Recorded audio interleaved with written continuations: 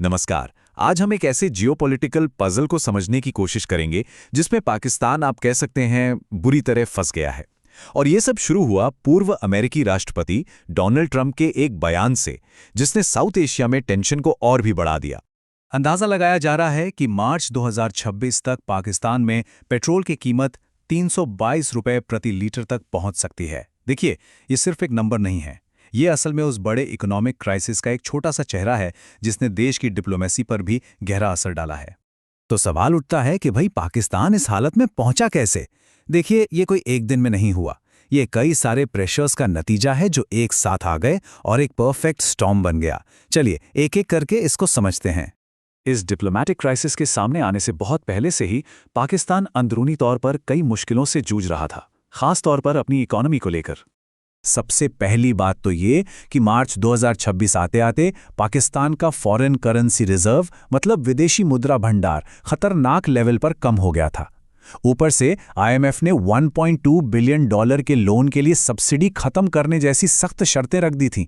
और सबसे बड़ी कमजोरी, देश अपनी जरूरत का 90% तेल सिर्फ एक ही समुद्री रास्ते स्ट्रेट ऑफ हॉर्मुज से मंगवाता है।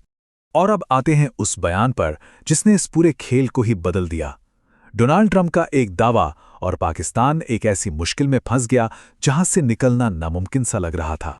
ये था वो चौंकाने वाला दावा। ट्रंप ने कहा कि ईरान ने दोस्ती में 10 पाकिस्तानी झंडे वाले तेल टैंकरों को अमेरिका के लिए जाने दिया। सोचिए, इस एक बयान ने ईरान और अमेरिका के बीच पाकिस्तान की न्यूट्रलिटी पर कितना बड़ा सवाल खड़ा कर दिया होगा। और ये दिखाता है कि पाकिस्तान कैसे फंस गया था। देखिए, अगर वो ट्रंप की बात मान लेते तो ईरान गुस्सा हो जाता और उनकी एनर्जी सप्लाई खतरे में आ जाती।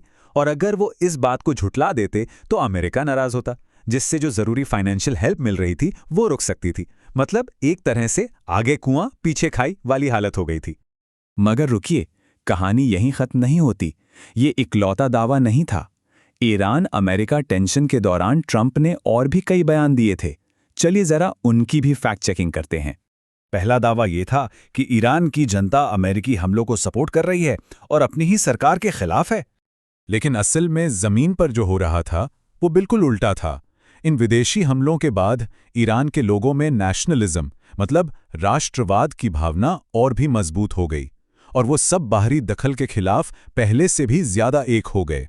दूसरा बड़ा दावा ये किया गया कि अमेरिकी हमलों ने ईरान की मिलिट्री कैपेबिलिटी को पूरी तरह से तबाह कर दिया है। लेकिन इस दावे के खिलाफ भी कई सबूत सामने आए। सैटेलाइट तस्वीरों ने दिखाया कि हाँ, नुकसान तो हुआ था, पर ईरान के मिलिट्री कैपेबिलिटी पूरी तरह खत्म नहीं हुई थी। यहां तक कि पेंटागन के अधिकारियों ने भी माना कि ईरान के अंडरग्राउंड मिसाइल साइट्स अभी भी एक्टिव थे। और सबसे बड़ा सबूत, इस दावे के बाद भी ईरान ने अमेरिकी ठिकानों पर हमले करना जारी रखा। और फिर आया तीसरा दावा कि चीन, जापान और नॉर्थ कोरिया जैसे देश अमेरिका का साथ देने के लिए अपने वॉरशिप्स भेज रहे हैं। लेकिन मजे की बात यह है कि इन तीनों ही देशों ने ऑफिशियली इस बात से साफ इनकार कर दिया। उन्होंने कहा कि वो कोई मिलिट्री सॉल्यूशन नहीं बल्कि डिप्लोमैटिक बातचीत चाहते हैं। तो इन सब दावों के पीछे की स्ट्रैटेजी क्या थी? एक्सपर्ट्स इसे केओस डिप्लोमेसी का नाम देते हैं। मतलब एक ऐसी कूटनीति जहां आप जानबूझकर झूठे या तोड़ मरोड़ कर पेश किए गए फैक्ट से अपने दुश्मन पर मेंटल प्रेशर बनाते हैं, उसे कंफ्यूज करते हैं। चलिए अब बात करते हैं इस डिप्लोमैटिक क्राइसिस के असल नतीजों की। पाकिस्तान के लिए इसका क्या मतलब है और सोर्स के हिसाब से भारत की स्थिति इससे कितनी अलग है। तो एक्सपर्ट्स का मानना है कि ईरान सीधा सीधा युद्ध नहीं करेगा। वो एक अलग स्ट्रैटेजी अपना सकता है, जैसे पाकिस्तान के साथ अपनी सरहदों पर निगरानी बढ़ाना और प्रॉक्सी गुटों के जरिए छोटे मोटे हमले करवाना। इसे कहते हैं एसिमेट्रिक वॉरफेयर, जिसमें आप सीधे सीधे जिम्मेदारी लेने से भी बच जाते हैं। वहीं दूसरी तरफ भारत की कहानी बिल्कुल अलग है। उसकी स्ट्रैटेजी को किला अर्थव्यवस्था या फोर्ट्रेस इकोनॉमी कहा गया है।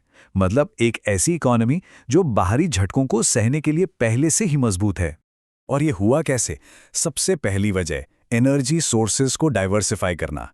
भारत तेल के लिए सिर्फ एक या दो देशों पर डिपेंड नहीं करता। वो 41 अलग अलग देशों से तेल खरीदता है, जिसमें रूस एक बहुत बड़ा सप्लायर है। और दूसरा बड़ा फर्क है स्ट्रैटेजिक ऑयल रिजर्व्स का। भारत के पास करीब 74 दिनों का तेल रिजर्व में है, जो किसी भी इमरजेंसी में एक बहुत बड़ा सेफ्टी कुशन देता है। इसके मुकाबले पाकिस्तान के पास ऐसा कोई बड़ा रिजर्व नहीं है। तो कुल मिलाकर यहाँ दोनों देशों की स्ट्रैटेजीज का एक सीधा सीधा कंपैरिजन है।